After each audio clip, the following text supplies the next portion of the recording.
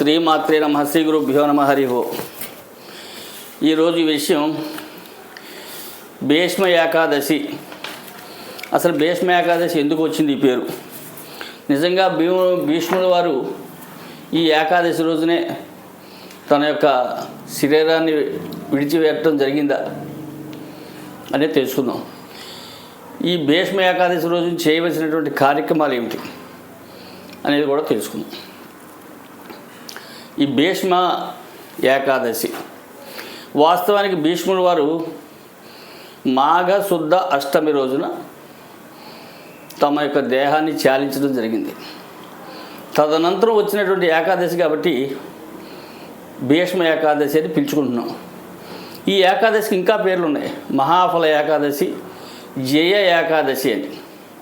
అంటే ఈ ఏకాదశి అన్నింటిలో కూడా అత్యంత ఫలితం ఇవ్వగలిగింది, అట్లాగే అన్ని విషయాల్లో కూడా జయాన్ని చేకూర్చగలిగింది అని అర్థం. ఒకటి, భీష్ముల వారు అష్టమి రోజున ఎందుకు తన యొక్క దేహాన్ని చాలించడం జరిగింది అంటే ఆయన అష్టవసువుల్లో ఒకరు. తిథి 8 కాబట్టి ఆయన ఈ తిథిని ఎంచుకోవడం జరిగింది.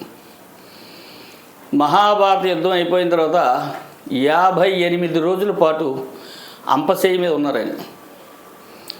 ఆయన శ్రీకృష్ణ పరమాత్మని యుద్ధరంగంలో కోరిక కోరాడు. ఏంటంటే నా అంతిమ సమయంలో నువ్వు దగ్గర ఉండాలి కృష్ణ అని ఆయన కోరిక. ఉత్తరాయణ పుణ్యకాలం వచ్చిన తర్వాత శ్రీకృష్ణ పరమాత్మ పాండవులకు కబురు చేయడం జరిగింది. ఉత్తరాయణ పుణ్యకాలం వచ్చింది, మీ తాతగారు దేహం చాలించేటటువంటి సమయం ఆసన్నమైంది, అక్కడికి వెళ్ళండి అని. శ్రీకృష్ణ పరమాత్మ పాండవులు అందరూ కలిసి కురుక్షేత్రంలో ఉన్నటువంటి భీష్మాచార్యుల వారి వద్దకు వెళ్ళడం జరిగింది. అక్కడ ధర్మరాజుకి అనేకమైనటువంటి రాజనీతి విషయాలు, ధర్మ విషయాలు, శాస్త్ర విషయాలు అన్నీ కూడా చెప్పడం జరిగింది. చెప్పిన తర్వాత శ్రీకృష్ణ పరమాత్మనే చూస్తూ ఆయన మనసంతా కూడా శ్రీకృష్ణ పరమాత్మ మీద లగ్నం చేసి ఆ తన్మయత్వంలో ఆయన శ్రీకృష్ణ పరమాత్మని కీర్తించినటువంటి ఏదైతే నామాలు ఉన్నాయో అవే ఈరోజు ప్రపంచానికి విష్ణు సహస్రనామావళిగా పరిచయం అయింది. మొట్టమొదటిది భీష్ముల వారి నోటి నుంచి వచ్చినటువంటిది. అట్లాగే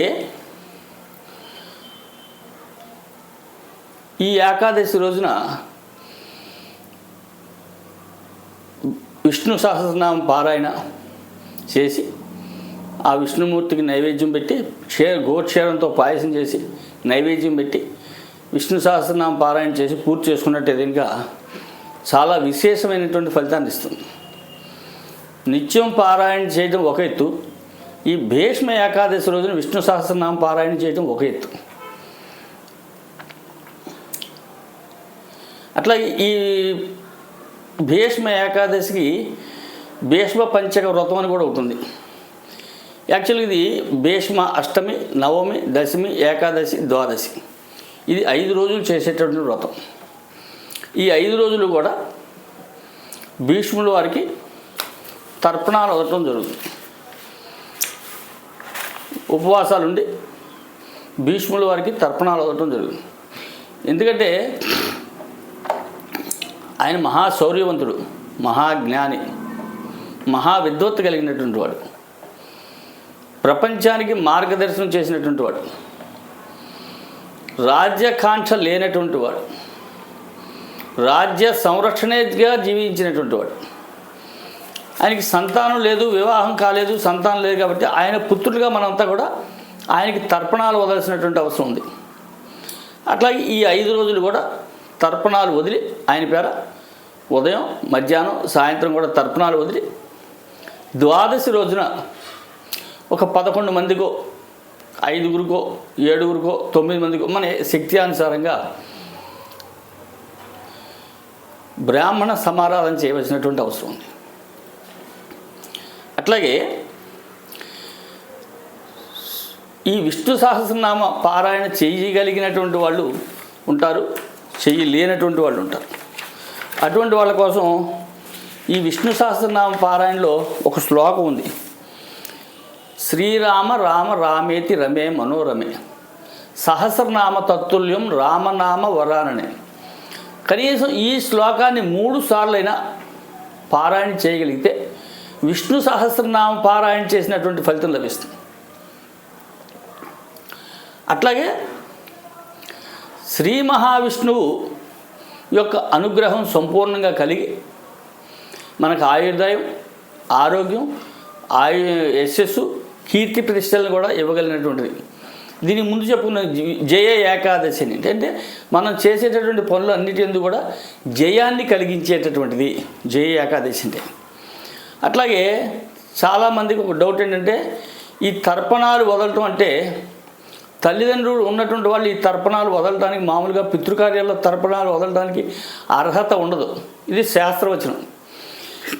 కానీ తల్లిదండ్రులు ఉన్నప్పటికీ కూడా భీష్మాచార్యుల వారికి పితృతర్పణం వదలడం అనేది శాస్త్రవచనం, వదిలి తీరాలి. దీంట్లో మినహాయింపు ఏం లేదు. తల్లిదండ్రులు ఉన్నప్పటికీ కూడా చేయగలగడానికి అర్హత కలిగినటువంటి కార్యక్రమం ఇది. అట్లాగే ఎవరైతే ఈ కార్యక్రమం చేస్తారో వాళ్ళకి శ్రీ మహావిష్ణువు భీష్ముడి వారి యొక్క అనుగ్రహం సంపూర్ణంగా కలుగుతుంది. అట్లాగే మనం చూసుకున్నట్టయితే నరక చతుర్దశి, యమతర్పణాలు ఇవి వదులుతుంటాం కదా, అట్లా భీష్మ ఏకాదశి రోజున కూడా చేయవలసినటువంటి కార్యక్రమం ఇది. చాలా విశేషమైనటువంటి కార్యక్రమం కూడా. అంటే ఈ తర్పణాలు వదిలేటప్పుడు ఏం చెప్పాలి, ఏం చెప్పి వదలాలి, అర్ఘ్యం ఎట్లా వదలాలి అనేది చూసుకున్నట్టయితే కనుక దానికి సంబంధించినటువంటి 2-3 విషయాలు మీకు తెలియజేస్తాను. వైయార్ఘ పాదగోత్రం సాంకృతి ప్రవరం గంగాపుత్ర వర్మణాం తర్పయామి అని 3 సార్లు వదలాలి. అంటే భీష్మాచార్యుల వారి గోత్రం వైయాగ్రపాద గోత్రం, సాంకృతిక ప్రవరం ఆయన ప్రవరది. గంగాపుత్ర వర్మణాం ఆయన క్షత్రియుడు కాబట్టి వర్మణ అనేది పదం వాడాలి. తర్పయామి అని 3 సార్లు వదలాలి. అట్లాగే వైయాగ్రపాద గోత్రం సాంకృతిం ప్రవరం భీష్మవర్మణాం తర్పయామి అని వదలాలి. అట్లాగే వైయాగ్రపాద గోత్రం సాంకృతి ప్రవరం అపుత్ర పుత్రవర్మణాం తర్పయామి అని వదలాలి. ఈ విధంగా ఆయనకి తర్పణాలు వదలాలి. ఈ 5 రోజులు కూడా కనీసం ఈ 5 రోజులు చేయలేనటువంటి వాళ్ళైనా ఈ ఏకాదశి రోజునైనా ఖచ్చితంగా చేసి తీరాలి అని శాస్త్రవచనం. అట్లాగే మనం అర్ఘ్య ప్రదానం వదులుతాం. ఓకేనా, సముద్ర తీరం, నదీ తీరం, ఆ రోజు మనం ఎక్కడన్నా ఉన్నాం అనుకోండి, ఈ తర్పణాలు వదిలేటటువంటి అవకాశం లేకపోతే నదిలో అర్ఘ్య ప్రదానం చేయొచ్చు. సముద్రంలో కానీ నదీ తీరంలో కానీ మనం ఉన్నటువంటి ఎక్కడ ఉంటే అక్కడ అర్ఘ్య ప్రదానం చేయొచ్చు. వైయాగ్ర గోదమగ్ర గోత్రాయ సాంకృతి ప్రవరాయ చ అపుత్రాయ దదామేర్త్య ఉదకం భీష్మవర్మణే అని చెప్పి నీళ్ళు వదలాలి. ఈ విధంగా ఆయనకి తర్పణం వదలాలి. అట్లాగే ఒకవేళ అది కూడా కుదరకపోతే ఏమిటి అంటే వైయాగ్రపద గోత్రాయ సాంకృత్య ప్రవరాయ చ గంగాపుత్రాయ భీష్మాయ ఆజన్మ బ్రహ్మచారినే అపుత్రాయ దదామేత్యత్ తత్ ఉదకం భీష్మవర్మణే అనేన భీష్మ అర్ఘ్యప్రదానేన సర్వాత్మకో భగవాన్ శ్రీహరి జనార్దన ప్రియతాం అని చెప్పి అర్ఘ్యం వదలాలి. ఈ విధంగా మనం భీష్మ ఏకాదశి రోజున భీష్ముడికి చేయవలసినటువంటి కార్యం, అట్లాగే భీష్మ ఏకాదశి యొక్క ఫలితం వలన శ్రీ మహావిష్ణువుకి చేయవలసినటువంటి ఫలితం. మన దగ్గరలో ఏదైనా గుడి ఉంటే గుడికి వెళ్ళటం, తులసి మాల తీసుకువెళ్ళి ఆ వెంకటేశ్వర స్వామికో, కృష్ణుడికో, గోపాలుడికో ఎవరో ఒకళ్ళకి సమర్పించడం, వీలైతే ఆ రోజు సామూహికంగా భజనల కార్యక్రమాలు చేయటం, ఏదైనా సరే సామూహికంగా చేసేటటువంటి ఫలితం చాలా విశేషంగా ఉంటుంది. కలియుగంలో నామస్మరణకే విలువ ఎక్కువ, విశేషమైన ప్రాధాన్యత. పూజలు పునస్కారాలు కాదు, నామస్మరణ అన్నారు. కలియుగంలో నామస్మరణ అది మనం ఎంత సామూహికంగా చేయగలిగితే అంత విశేషంగా ఉంటుంది దాని యొక్క ఫలితం కూడా. కాబట్టి ఈ రేపు భీష్మ ఏకాదశి రోజుని మనందరం కూడా ఈ చక్కగా ఈ కార్యక్రమం చేసుకుందాం. అట్లాగే మనందరం కూడా నలుగురు చేయించేటువంటి ఏర్పాటు చేద్దాం. వీలైనంత వరకు సామూహికంగా పారాయణలు, విష్ణు సహస్రనామ పారాయణ ఇటువంటి కార్యక్రమాలు చేసుకుంటే బాగుంటుంది, భజనలు అవి. అట్లాగే ఈ వీడియోని 10 మందికి షేర్ చేయండి, 10 మందికి లైక్ చేయించండి, 10 మంది సబ్స్క్రైబ్ చేయించండి. మంచి సమాజానికి ఒక మంచి వరవడిని కల్పిద్దాం. హరి ఓం తత్సత్.